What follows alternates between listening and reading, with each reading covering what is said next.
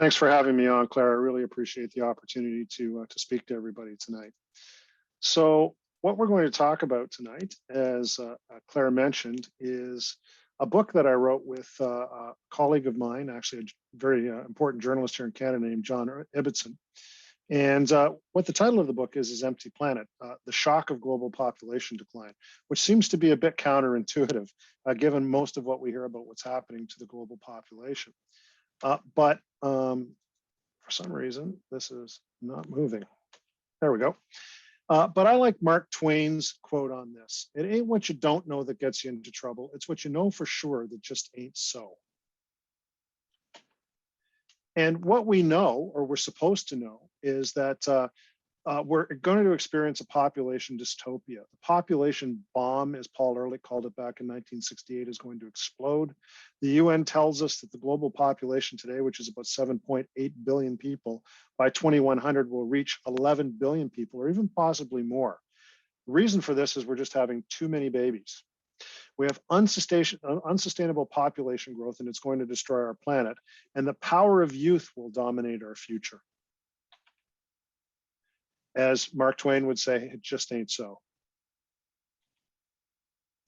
The global population is much more likely to peak mid-century and to decline by the end of the century to about where it is today, if not lower. It's all in the numbers. What I'm going to speak to you about tonight is a science called demographics, which is really the study of people and how population changes and what's going on in the population. So what I'm going to be showing you are some numbers. I promise try not to make them boring and keep them really relevant, but you'll really understand why I've come to this conclusion in Empty Planet about where the population is headed, and you'll see what the scenarios look like. So why demographics? Well, ultimately they're about people, and we're getting really good at measuring what's going on with people and populations. And everything that we deal with in terms of demographics is not necessarily what's happening at this moment, but a lot of the effects that we're seeing today are really the product of decisions that people made previously. So the decisions that your parents made and your grandparents made about the structure of the population, and ultimately really what it's about is the type of family that they wanted to have, the size of the family they wanted to have. As a result of the fact that these decisions were made previously, they're projectable, and the outcome from those decisions is projectable. They are facts. We can disagree about the speed and levels that some of these things are going to happen. You're going to hear me be somewhat critical of the UN's analysis of population patterns and projections into the future. But even the UN comes to the conclusion that at some point the world's population is going to start to decline. My argument in the book is that it's going to happen a lot faster. It's going to peak at a lower level, and it's going to happen sooner than what the UN is suggesting. Demographics are like glaciers. I wanted to say wildfire. That's usually the way that we talk about these things, or like a tsunami. And it's going to change everything that's in front of it. But the thing that's really interesting about glaciers is as they move through the land, they also change everything under them and around them. When the glacier recedes, the world, the earth that it's traveled over has changed forever. So while a wildfire can have a temporary effect and maybe change things for a period of time, things tend to grow back as they were. That's not the same with glaciers. And demographics are like glaciers. They change everything. The big demographic trends change everything, and they're very difficult to stop once they get started. The other thing is that you can see them coming from an awful long distance away.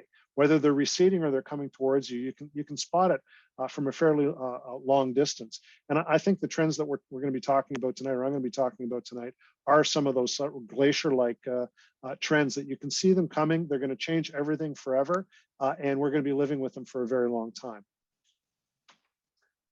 But every once in a while, something can happen like COVID-19, which is a wildfire, as I described it before. And what happens when a wildfire meets a glacier? Well, in the short term, the wildfire disrupts and dominates. It's impossible to say what the lasting impact of COVID-19 will be. But the longer term, the glacier tends to triumph and it tends to roll on and continue to cause the changes that started before it encountered the wildfire. Also, what tends to happen with the wildfires, it might even amplify the forces that were driving change previously. And I think that's what we're seeing as a result of COVID-19. And what I would argue here also is that we should beware of hot takes. There's a lot of conversation about how the world has changed forever as a result of COVID-19. It's like that old line when with advertising. I know 50% of the money I spend on advertising is wasted. I just don't know what 50%. It's the same thing with hot takes on COVID. Half of the comments about how the world has changed forever are probably right. I just don't know which half. So, for example, are people going to leave cities and go live in more remote communities? Are we going to be telecommuting a lot more than we used to? Remote working, hybrid types of models? Maybe yes, maybe no. We don't really know at this point in time. There's some suggestions that in fact may be the case, but we really don't know for sure yet. So I would say beware of the immediate takes on what's going to happen as a result of COVID-19, and probably pay a bit more attention to what's going on with the glacier. The short term of COVID-19 on key demographics, what we've seen, the late night comics were joking about how COVID-19 and being people in lockdown was going to lead to a baby boom. We've seen the exact opposite. In fact, we've seen a dramatic fertility collapse over the space of the last 2 years around the world. And I'll get into some of the details of that in a second. For countries that are reliant on immigration to increase their population, countries like mine, countries like the United States, we've seen a certain amount of disruption in immigration, regular immigration at least, as people have found it much harder to make the trip from the countries that they were previously coming from. The southern border is another issue in the United States where people don't have to necessarily get on an airplane to make that transition. But for countries like Australia, Canada, the United Kingdom, other places that are really reliant on immigration for population growth, they've all had their growth disrupted as a result of COVID. We've seen an excessive amount of death among the elderly. In fact, longevity took a step back in the United States, as it did in most of the world over the space of the last 2 years as a result of COVID. Are we going to get back on the path of increasing human lives? My suspicion is that we probably will, but we just don't know. So there's been a bit of a short correction. And as I said before, the out-migration from major cities, people leaving major downtowns, which is basically a reversal of the pattern that was happening previously. Is that going to continue as we come out of the pandemic? We're not really sure yet, but it's definitely something to keep an eye on.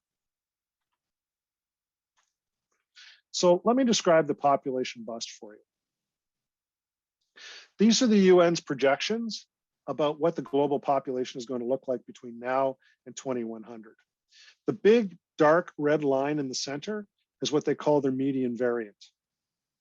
So if all of their estimations about what the population is going to do in terms of fertility rates, mobility, amount of mobility that's taking place, and mortality rates is as they predict, we're going to end up with a population of about 11 billion people.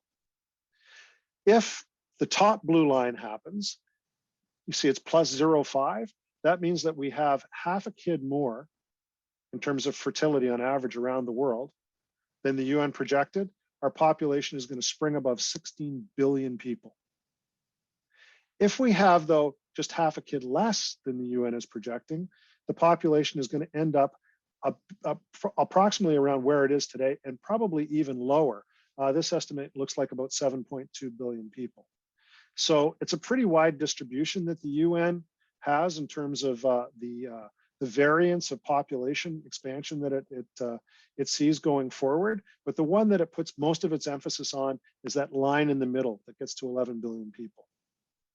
I'm going to argue in this presentation that's just simply not going to happen. And the reason for that is because things are not happening equally everywhere.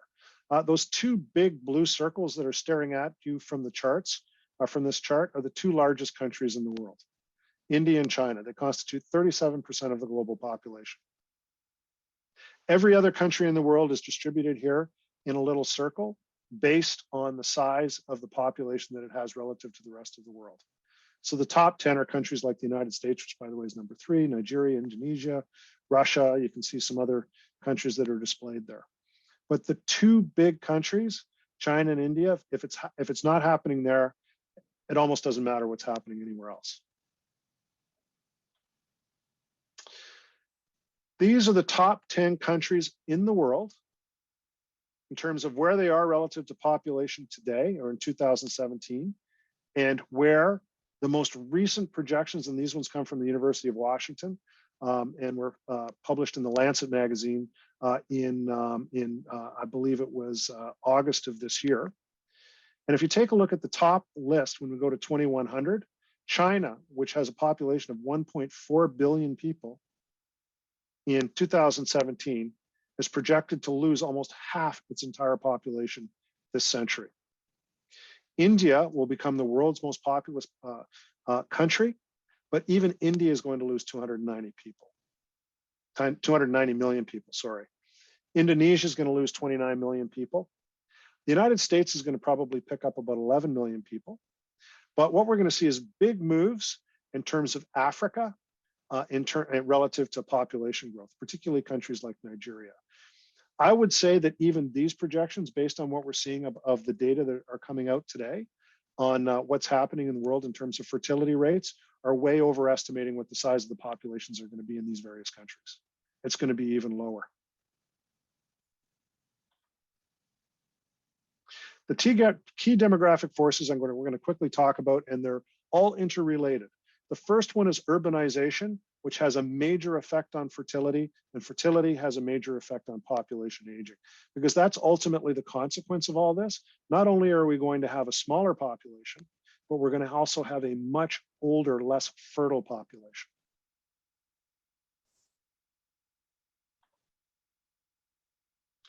So what's happening in terms of urbanization? The biggest migration in the world today is not people moving from one country to another country. It's people moving from the countryside to the city. Back in 1960, about a third of the globe's population lived in a city. Today, it's 57%. The UN tells us that by 2050, it'll be 68%. And this is happening everywhere. Africa, Asia, Europe, happening less in places like North America because we already were a pretty urbanized population along with the European population. But the developing world is urbanizing incredibly fast. And that has a major impact on fertility rates, because when you move from the country to the city, your economic calculation about children in your lives changes. On the farm, they're extra hands. In the city, they're more of an expense. So you tend to have smaller families, but that's not the only reason. We'll get into some of the other reasons that we're seeing declining fertility. But urbanization is a big factor. And for the 10 most populous countries, take a look at China at the top. It's gone from 16% urban population in 1960 to today, where those numbers have flipped. It's now 61%. A tremendous amount of change in a very short period of time. By 2050, the UN tells us the population of China is going to be 80% urban. But if you take a look at all of these countries, including the developing countries, you're seeing a really rapid pace of urbanization. Japan, by the way, which loses about 500,000 people a year from its population, by 2050 is going to be 95% urban. Today, it's 92%. They're now putting mannequins in bus stations in Japan for the people who are left in rural communities, so they don't feel lonely. You can look that up on the internet. Go take a look, because rural Japan is just about empty. So as I said before, the major effect is on fertility of urbanization. So the magic number to keep in mind is 2.1. That's the number of children a woman needs to have in her lifetime in order to offset the number of people who are going to be dying in a population. So you have to have that number 2.1 every year in your population on average in terms of fertility rate in order to just replace the number of people who are going to be dying. 2021, the United States registered its lowest fertility rate in a century at 1.6. And by the way, the United States has high levels of fertility compared to most of the developed world.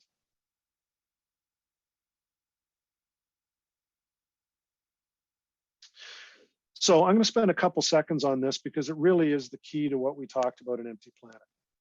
So back in 1960, the average woman in the world had 5.2 children during her lifetime. Today, that number is 2.4. The UN tells us it's going to be 2.2 by 2050. The 2.3 number in red is the number that Lancet study that I said came out in August has for global fertility, which is already lower than what the UN has in its projections that get us to 11 billion people.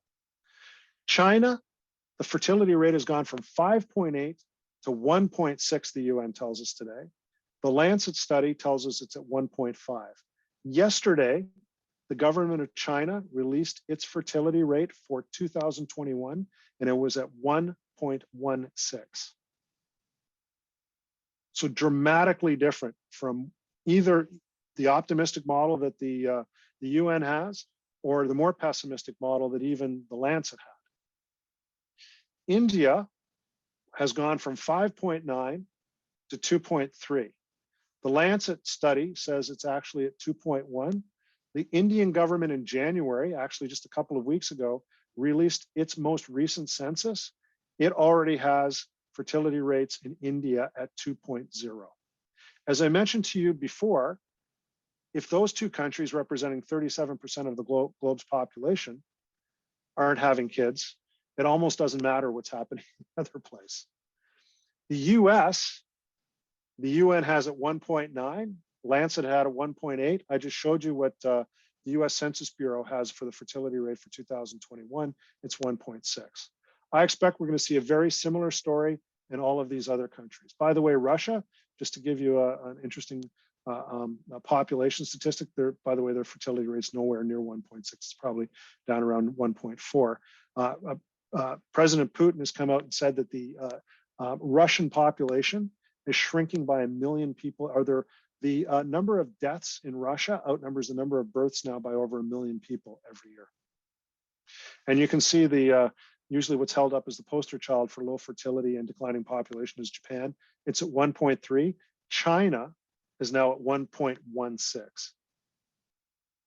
So that's why the conclusion that we're not going to get to 11 billion people by the end of the century, you can make an estimation like that because the numbers are just not adding up. If you're not having people, you're not having kids being born in the world, then the likelihood that the population is going to grow really declines. And as I said before, it's happening everywhere. So why is fertility declining? Number one reason, urbanization, I explained it to you, but not only because of the economic reasons, but also because of the effect that it has on the lives of women. If there's anything that is the message that comes out of the book, Empty Planet, it's about the empowerment of women. When women are able to take control over their reproduction, they decide that they generally decide to have fewer children. So they move from the country to the city. They all of a sudden get exposed to education, and as a result, they take advantage of it. And that's why, for example, women are in most developed countries now represent the majority of university students in post-secondary education in many countries. And also, when they decide that they want to avail themselves of education, what happens is they delay the process of family formation. So if they're getting married at all, they're getting married in their late 20s. Well, if you take a look back to 1960 and take a look at maybe what their mothers or grandmothers were doing, those same women were getting married around the age of 21 or 22. Now they're getting married in their late 20s. And when they do start to have their family, they don't start their family at 21, 22. They started at 31, 32. And when they have kids, they don't have 4 or 3.5 like they used to in the United States back in 1960. They're having 1.6. The other thing is we're no longer valuing large families the way that we used to. The real emphasis is on small families. Just like in India, as they say, we to our to. And that's what's happening in cultures all over the world. Smaller families are being valued to a higher extent. There's been a lot of success of government and NGO programs in terms of assisting women with the ability to control their reproduction. And as a result of that, what's happening is they are having fewer kids. And the gender and age structure of the population is changing. The world, as the population declines and ages, is actually becoming more female. The United States, by the way, has more women than men and has for quite a long time. Many other countries, for example, Canada, that's just been a fairly recent phenomenon, but they're becoming more female. But the population itself is just becoming older. And as it becomes older, it becomes less capable of being able to reproduce itself. And then, as I said before, COVID-19, the babies not born during COVID-19 are not going to be replaced. They're just going to be removed from the population. The estimate in the United States is about 300,000. And that was just in 2021. Aging. It may be a poet, as we say in the book, who observes that for the first time in history of our race, humanity feels old. So life expectancy is increasing everywhere. Back in 1960, the average human being lived to the age of 51. They now live to the age of 73. And by 2050, they'll live to the age of 77. In North America, we're living to the age of 81. In Europe, to 79. Even in Africa, people are now living to the age of 64. There's been a tremendous improvement in the life expectancy of the human population, all universally. And you can see that in each of these countries. In China, it's gone from 45 to 77. India, it's gone from 43 to 70. But in every single country in the world, even in places where life expectancy was already relatively high, it's been going up. All good news, by the way.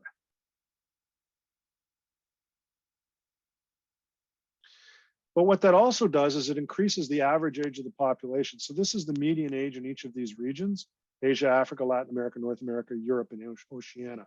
The median age is the number in between.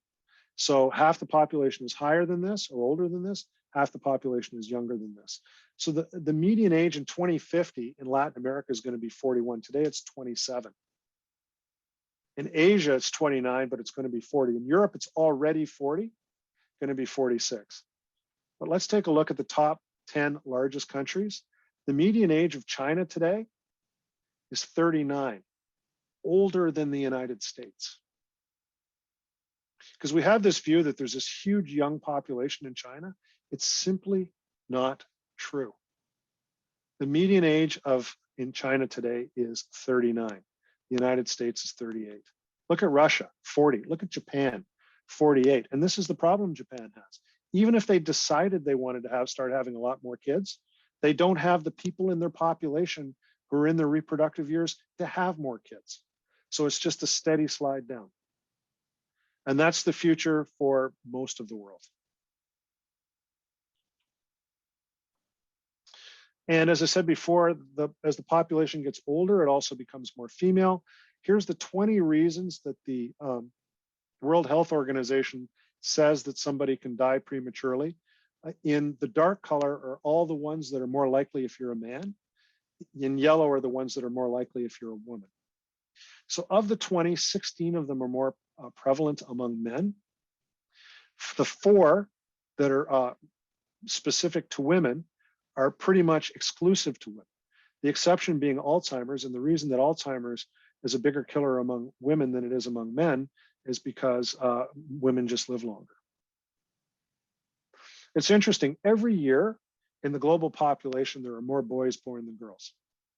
But by the age of 40, in places like the United States and Canada, in Western Europe, those numbers change. And every year after 40, there's more women than there are men in the population. By the time you get to the age of 100, and by the way, a lot of people are living to the age of 100 these days, the ratio is 5 to 1. Now, male longevity is starting to increase, but not enough to actually catch up with women. So as the older the population gets, the more female it is becoming. And as I said before, the United States is already more female. So this is what the global population is going to look like going forward. And if we were being perfectly accurate here, we drop one of the men off the top level. And that's what we're facing. So the question is, how can this smaller number of young people pay for this larger number of old people? And there's going to be very big conversations about that going forward. So where to from here? We will grow fewer, which means that there's going to be a global population bust. We're going to reach somewhere between 8 and 9 billion. I don't know exactly what the number is going to be. Somewhere between 2050 and 2060, and then we're going to start the decline, and we will end the century with a population size like it is today or somewhat smaller. Now, these numbers could be off given the acceleration that we're seeing in terms of declining fertility. So the peak could be lower, it could happen faster, and the decline could be more precipitous. As we say in the book, it's not good, it's not bad, but it's important. The growth in our population today in most countries is a product of population aging. In other words, people not dying as fast as they used to, but also from immigration. Without immigration, the United States and places like Canada, their population would not be growing today at the rate that it's growing. We're going to see a dramatic shift in population structure. We're going to be older with diminishing fertility in smaller families. By the way, in both Canada and the United States today, the most common household is a person living by themselves at the start of their adult life and at the end of their adult life.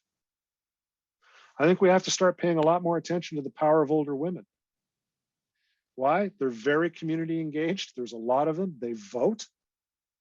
And they're going to have a lot of economic and political power going forward. Somebody's going to figure that out at some point. The world is becoming metropolitan. The human species is becoming metropolitan. And the countryside is emptying out. We're going to see the decline of China. We're going to see the rise of India, and we're especially going to see the rise of Africa, the only part of the world that still has surplus population and still has much higher than average birth rates. But the truth is, even in places like Africa, fertility is declining. The question is just how fast. All of this, I think anybody who's concerned about the environment and climate change, if you believe that the activity of human beings is what's causing all the problems with our climate, then fewer human beings is probably going to be seen as a good thing. It's probably going to be easier for our oceans. It's probably going to be easier for food production. It's going to be easier for a lot of things relative to the environment, but it's going to create big challenges for the economy. Something that economists at Stanford call the empty planet result, which is that the economy is going to have an incredibly hard time growing, because the fastest and biggest growing and biggest part of our population is the least consumptive part, which is the elderly part. And we're going to have trouble with innovation, because innovation tends to be a young person's game. We're going to experience 2 big decades of disruption coming up.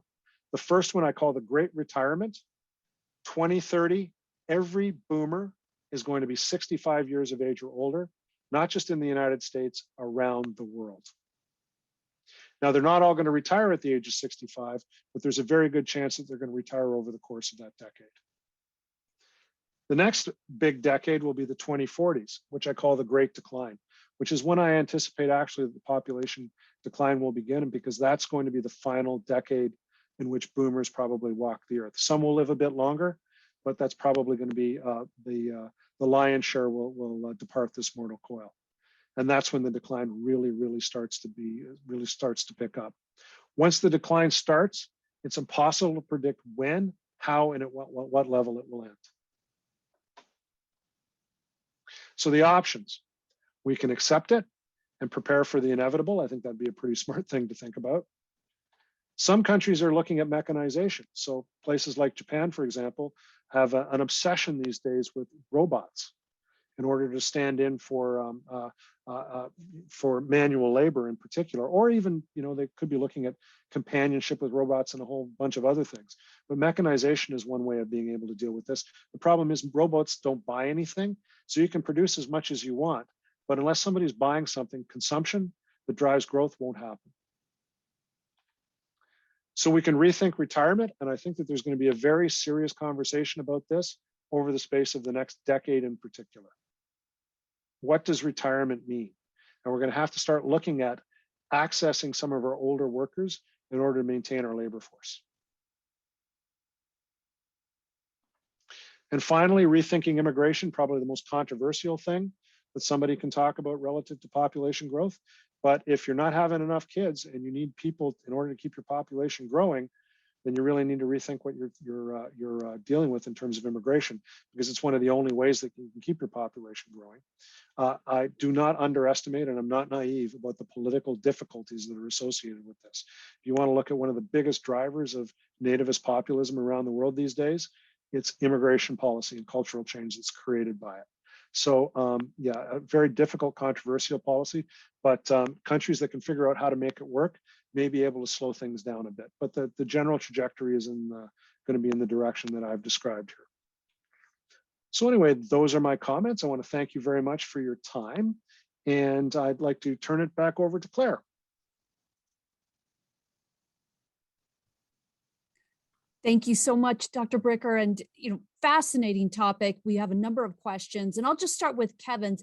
You've sort of addressed this, but you showed some projections for the United States, actually showing our population increasing somewhat over the course of the next century.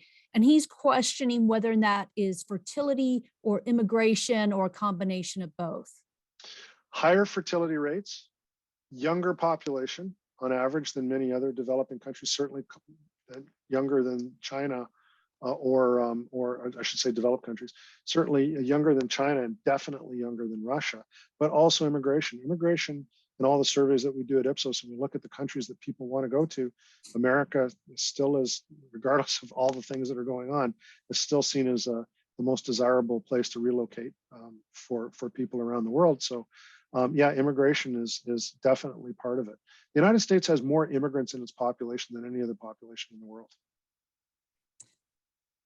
Clint wants to take a look at China for a moment, because China had that one-child policy for a number of years. They increased it to 2, and more recently they've increased it to 3. But as you mentioned, just in the last couple of days, some pretty startling statistics coming out on their fertility rate.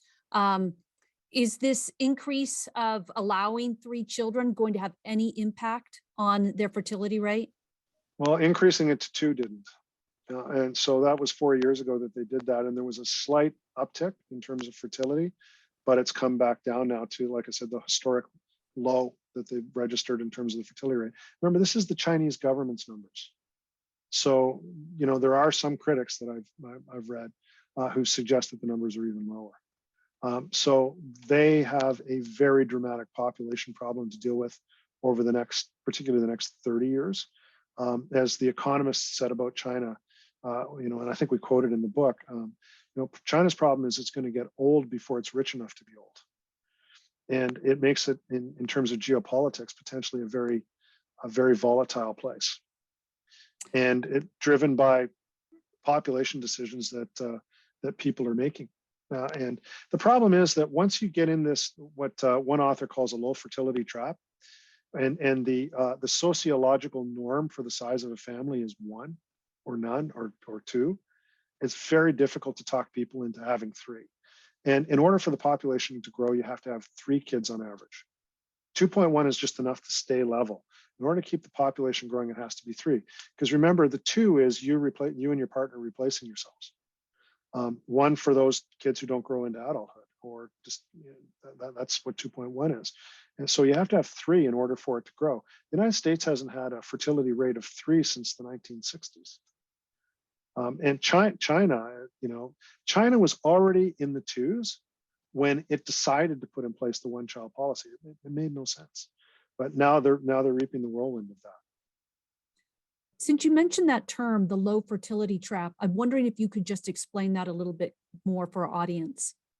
Yeah, once it becomes the sociological norm in the country, that's the size of the family that you think is the correct size of the family. It's very difficult to get people to change their fertility behaviors. In fact, it's not happened anywhere. So there's no country in the world, not one, actually Israel for a period of time, no country in the world has been able to get back above replacement level in the modern era, once it's gone below it. And by the way, fertility is dropping in every single country.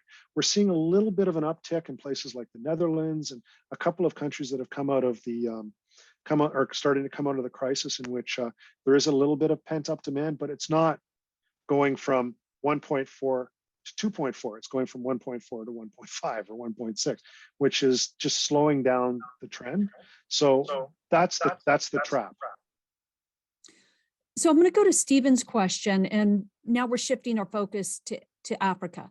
And he points out that 4 countries in the top 10 projected in 2100, Tanzania, Egypt, Ethiopia, and Congo, are not in the top 10 in 2017.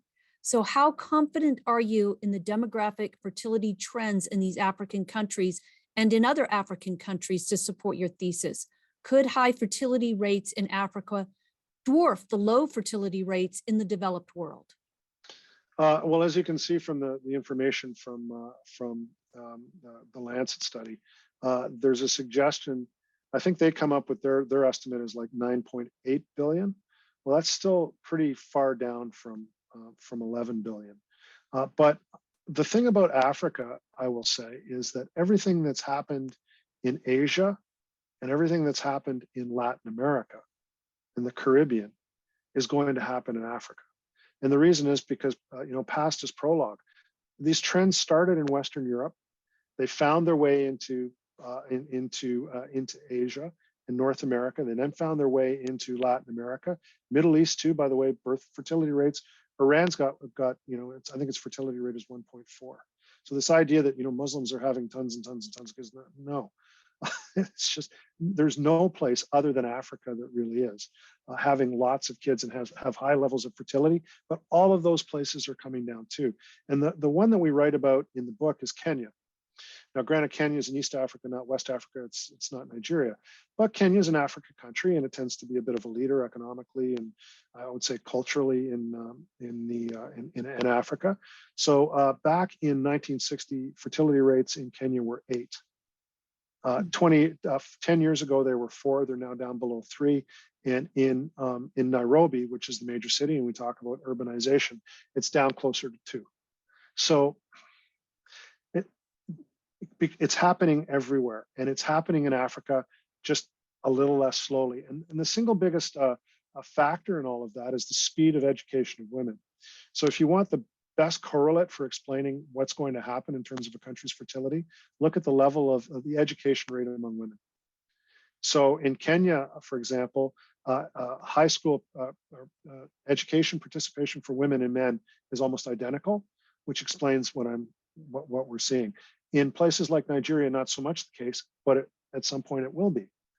The question is just how fast. And when it happens, that's when the fertility rates decline. One of the themes of your book, and you've mentioned it in the program tonight, is the impact of urbanization.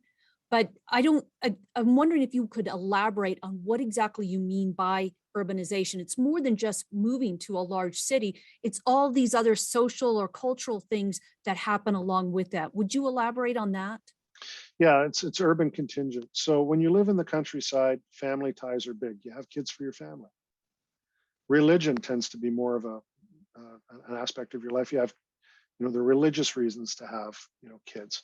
It tends to have a sort of a more conservative outlook at them, and larger families are part of that sort of patriarchal way of looking at the world. When you move to the city, that gets challenged. I mean, your as they say in Africa, your aunties tell you to do something. Well, when you move to Nairobi and you're working in an office, it's not like your office mates are telling you to have kids.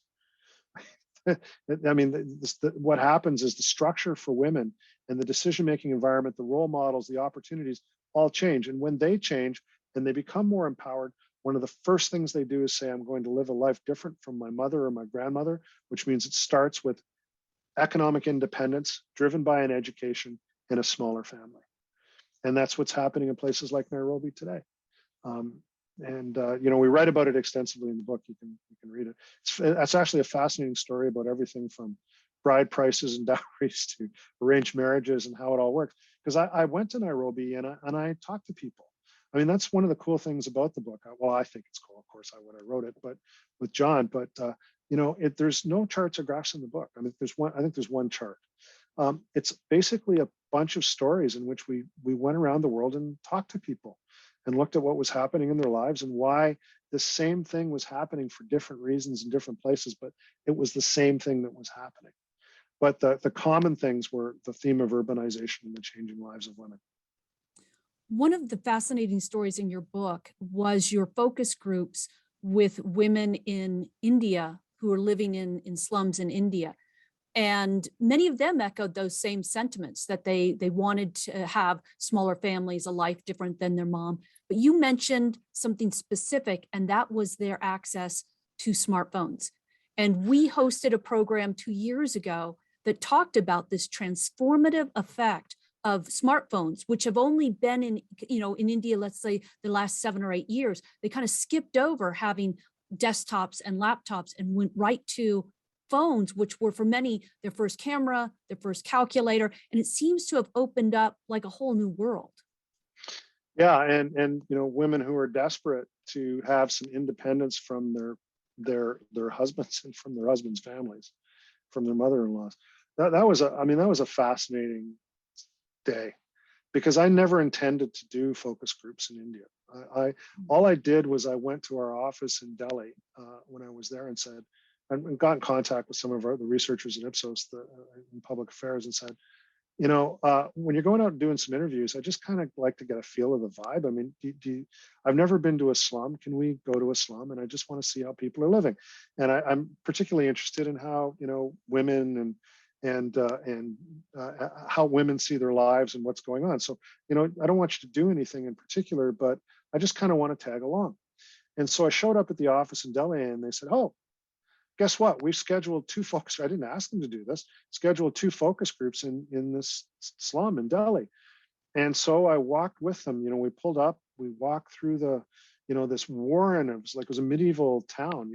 All these wires and things and laundry and dwelling on top of dwelling on top of dwelling, and these little paths cut through. And then we went into this little schoolroom, and there was a bucket that was turned over, like one of those 5-gallon buckets, and that was my seat.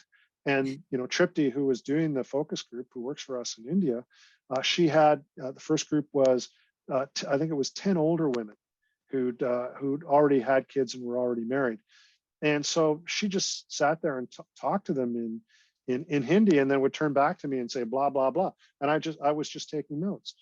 And then another group came in of women who weren't married, and they were talking about how they saw their lives. And she would talk and she'd turn around, she'd tell me. And so the image that came up in the book that I think, John Ibbitson says is the image of the book, is I was watching and I saw this glow under this woman's sari. And it was like, what the heck is that? And then all of a sudden she reached in and she grabbed the smartphone and she looked at it and she put it back. And I said, that's it. That's the genie out of the bottle. I mean, I know education is the single best correlate to understanding declining fertility and the empowerment of women, or the empowerment of women primarily, and then declining fertility. I'm sitting in a slum in Delhi, and this person has nothing, and she has a smartphone. It's over. So was I surprised when I saw fertility down to 2.0? Nope.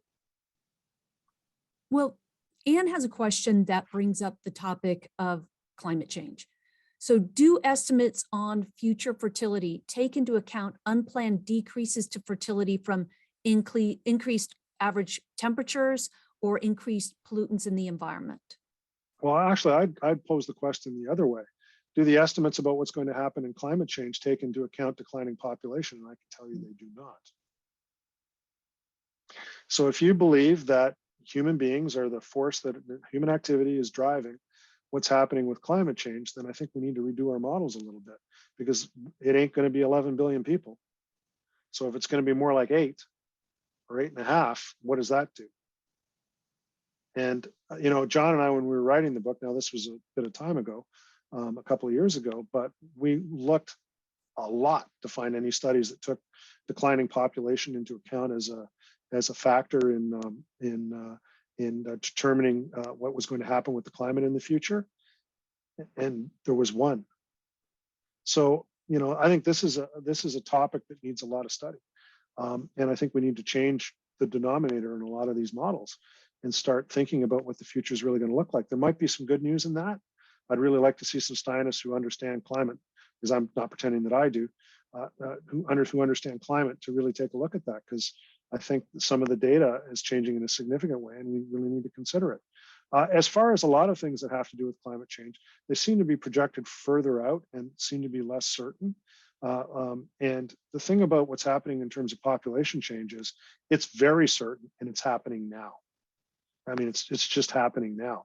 And as I said to you, 2030, 65 years of age or older, every single baby boomer, the largest generation in history, is there.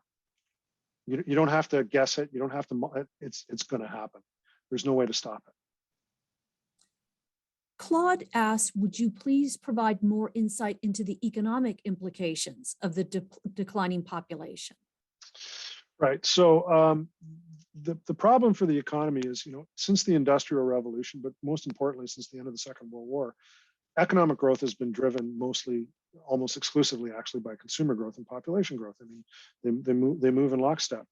The problem that we've got now is that we're moving into a period in which the population is not going to be growing at the speed that it did, and at some point it's going to hit a point in which it's going to tip over and it's going to move into decline.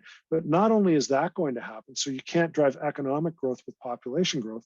The second problem that's going to happen is the largest segment and most rapidly growing segment of that population is the oldest segment, which is the least consumptive. So they're not the ones buying cars to the same extent that younger people do. They're not the ones. They're not the ones buying new homes. They're not furnishing new homes. Not doing all the things that they did when they were having their families. They were living their baby boomer lives, doing all of those things. So if you're expecting that population growth is going to drive economic growth, we just won't have the people. And the people that we'll have the most of and growing most significantly in that population are going to be among the least consumptive members of the population. Now, that doesn't mean that older people can't buy. My big critique on all of this, and I've written a fair amount about this, is, advertisers, wake up. In this other book that I had, it's just on Canada, so you don't have to read about it. But I go into this whole thing about restaurants. Every restaurant that you go in these days seems to be structured for an overactive 15-year-old. Flashing lights, loud music, tables are all tight. The menu's got stuff nobody recognizes. Turn down the music so I can have a conversation, because older people have a hard time with ambient noise.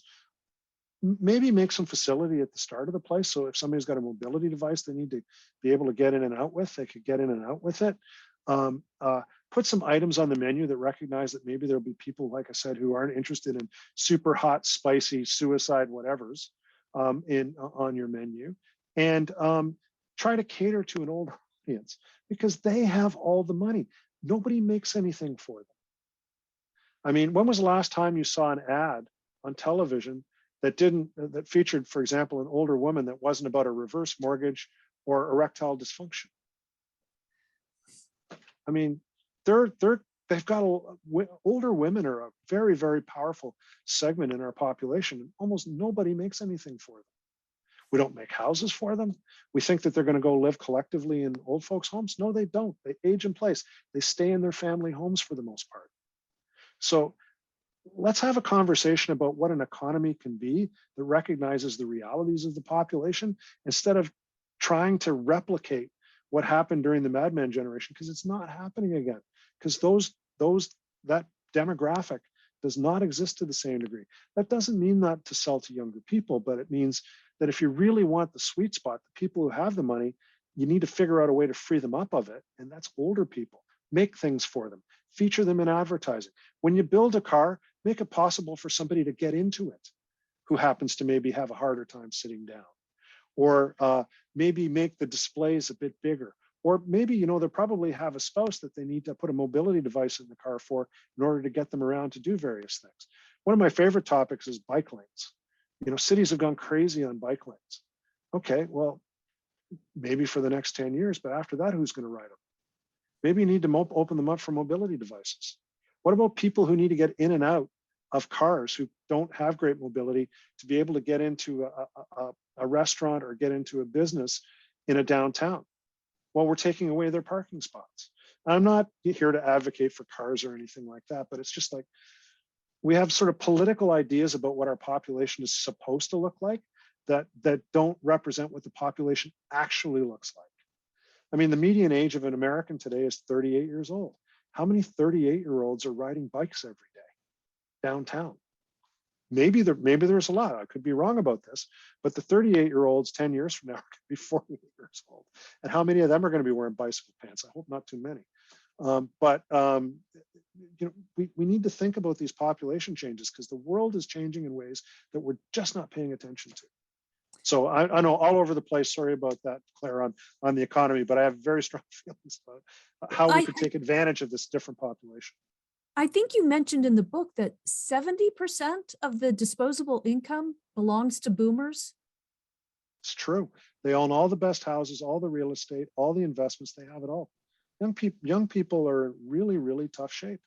Well, your book had a great example, this Boomchella as opposed to Coachella, where, Yeah, a very high-end concert old Cella. old Cella, Yeah, old Cella. where at least somebody got the message and realized, let's tap into these folks who have a lot of deep pockets. Right. So, the biggest grossing, well, it sounds funny to talk about concerts. We'll get back to it again. The biggest concert and grossing concert of all time is Coachella that happens in just outside of Los Angeles. And the organizers set up another one that they called Desert Trip. Mm. And the average age of the acts on the bill were over the age of 70. So it was like the Eagles, Rod Stewart, the Rolling Stones, Paul McCartney. And so Coachella was the biggest grossing of concert event and is every year until Desert Trip, which was the biggest grossing and most profitable. Why? All they did was, instead of saying, hey, you have to go stand in a field, they had numbered seats. They had nice food, good wine, lots of restrooms. It was easy to get in and out. And guess what? Older people, it was made for them. They came out. The average age of the person that was there was over the age of 50. It was really successful. Now, I tell this story because I read about it. And then I was doing a presentation for some group in Las Vegas, and some guy stuck up his hand and he said, I was there. And he said, you're absolutely right. And if they did more of those, I'd go again. So it's like, okay, well, you don't have to change everything. You just have to recognize the population that you're really dealing with. And maybe even just give it a thought, make it a little bit easier for older people to consume what it is that you're making, or to visit your restaurant or whatever. And guess what? They just might. So our next question asks, so did the demographers miss this trend because they were mostly male? To that, I would just say, your book makes the case that a lot of people have known this is, that the fertility rate's been dropping for a long time. It seems like the general public didn't know this until very recently. And the focus has really been on other countries, Italy, Japan, China now. So who is taking notice of this? Is the government, is the private sector? Well, it's funny, when John and I wrote the book, it came out, I think in March, it'll be 3 years ago. But it keeps getting published in new languages and things. So it's still out there and still picking up momentum. And when we first put it out, people basically said, you got to be kidding. Mm. So the media interviews that I would be doing would be somebody from the New York Times, or from Wired, or you can look them up. They're online. You can go look at the interviews. Were started off with, how is this possible? You must be wrong. Like, you're just being sensationalist. This can't possibly be true.